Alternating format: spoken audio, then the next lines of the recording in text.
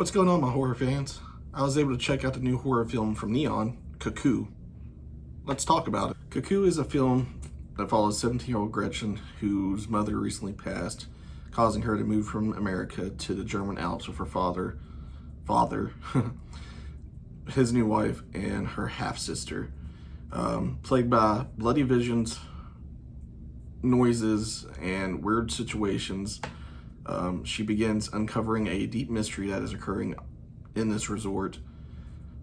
After being attacked by a woman/strange creature, she is hospitalized and then has to team up with a detective who has been hunting this woman down due to a recent murder.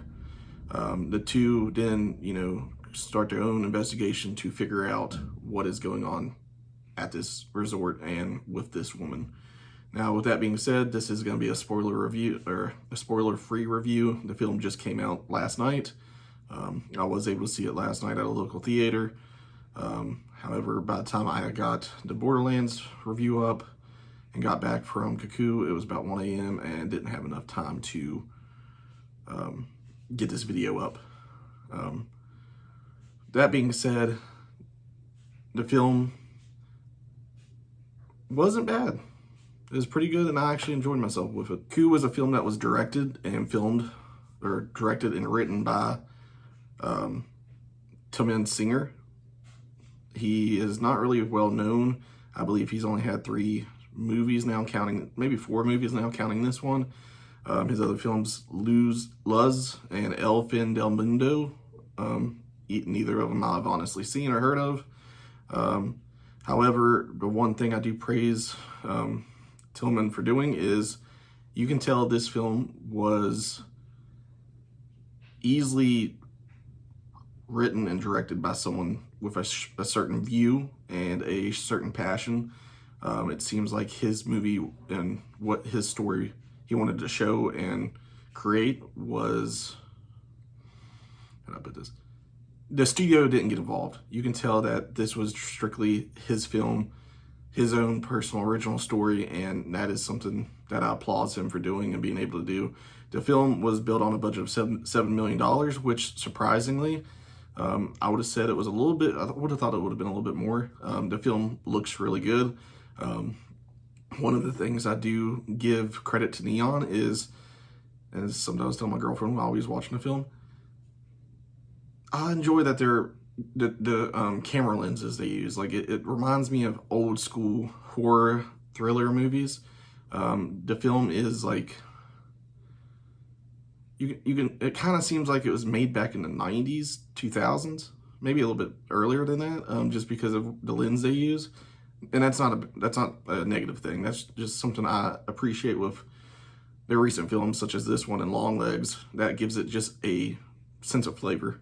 This film stars Dan Stevens, who most of you will know from recent films such as Abigail and Godzilla x Kong, Hunter Schafer, who has recently played in films such as newest Hunger Games and the TV show Euphoria, and the man that plays her father, Martin Sokas, who has been in movies such as The Equalizer. With that being said, the point being, this film had some decent actors for a film that didn't have a lot of publicity.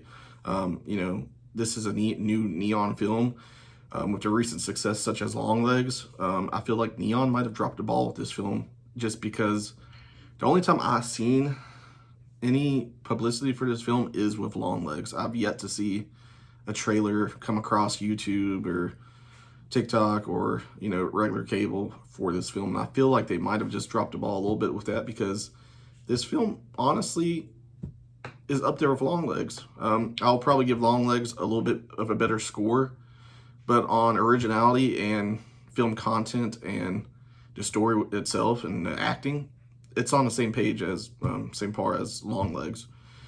With the trailer I saw, I will give this film credit because it was like kind of a breath of fresh air.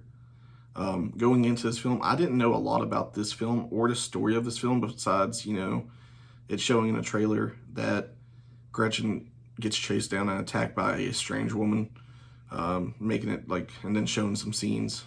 That's one thing I do kind of nitpick is like the thriller slash horror sense scenes in this film is shown in the trailers. There's not many more of those besides that. However, the trailer did not show at all what this story is about, and some people might like that, some people might hate it, but I enjoyed it because I went into this film not knowing anything, and by the end of it, it was a completely original story and had no clue where it was going until the end.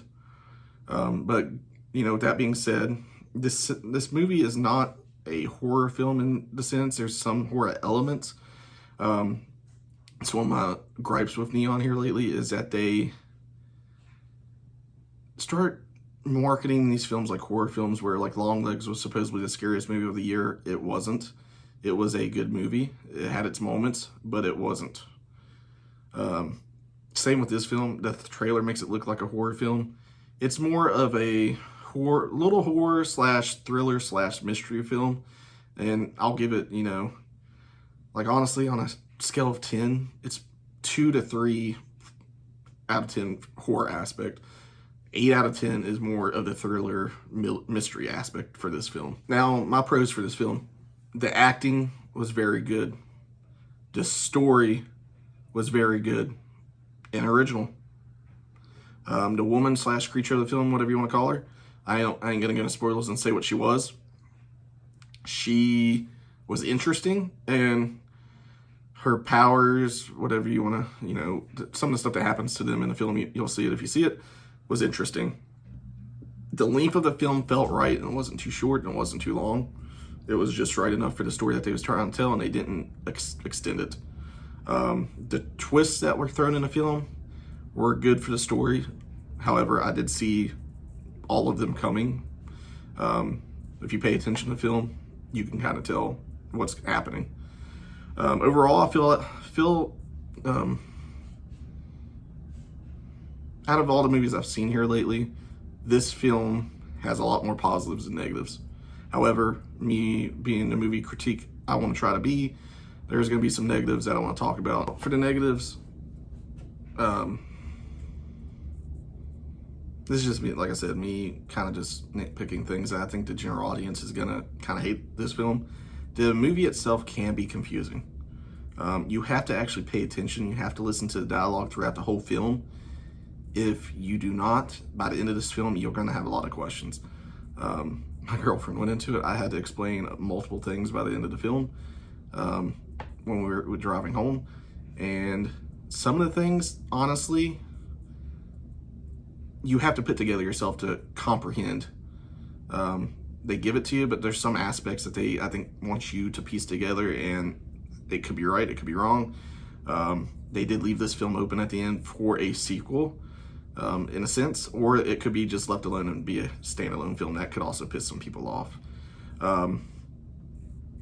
This film could have been more of a horror film. Like I said, the creature slash woman, she in moments was pretty terrifying in some scenes and some angles, but besides those few points, they didn't do it too, you know, they could have done it a little bit more often and utilized that aspect.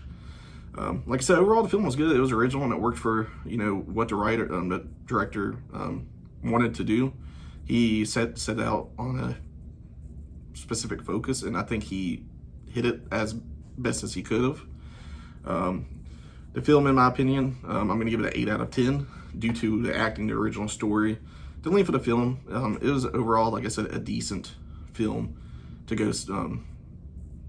Like, it went by pretty fast. I think the film is like an hour and 40 minutes. Honestly, with the budget being only $7 million, it looked pretty good, especially the moments. Like I said, the creature slash woman. She's more, like I said, she's more human. I'm not going to spoil anything, but from the trailers, you can tell she's not all human. Her vision, the scenes with her using her powers and the things she does was used very well with the $7 million. However, I do wish they would have tackled that a little bit more and explained it a little bit better. However, you have to, like I said, listen to the dialogue and understand what the main villain's view in this film is. But with that being said, I do recommend giving this a shot in theaters if you have time. Just like any other Neon or low-budget A24 film, it's worth your time. With that being said, if you haven't yet and you like my, content, please subscribe to my channel. I am trying to do this more often. If you enjoyed this video, please leave a like on the like button down below. And let me know down below if you've seen this film. What was your thoughts on it? Did you enjoy it? Did you hate it? Did I miss something? If you haven't seen it, are you gonna go watch it? But this is Chase, and I appreciate you guys giving me a chance and listening to my, like I said, stupidity and my opinions on these films. I'll be back here soon with another completely different film. It Ends With Us. I'll have that movie review up here shortly as well. I hope you guys have a wonderful, wonderful weekend. Stay blessed, and hopefully you guys, like I said, live your dreams, follow your goals. That is what I'm trying to do, and even if I suck and fail at this, I'm going to keep doing this, and I'm going to keep trying. That is my promise to myself, and if you guys get a chance, like I said, help support me. That's all I ask. Thank you.